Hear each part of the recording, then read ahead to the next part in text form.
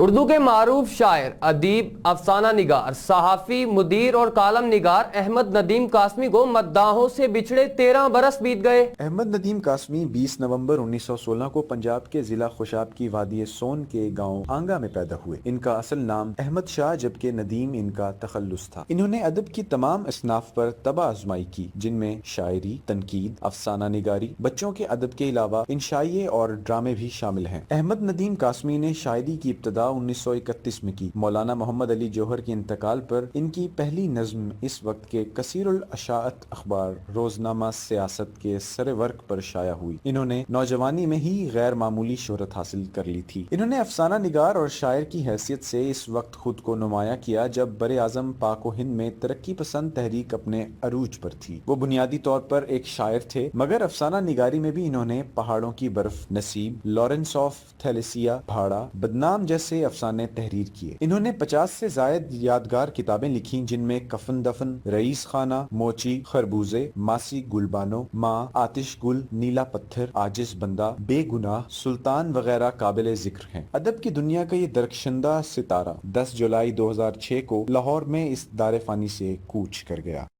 ہم لاتے ہیں ٹاپ نیوز، آپ کے فیورٹ ٹاک شوز اور انلمیٹڈ انٹرٹینمنٹ صرف یوٹیوب پر۔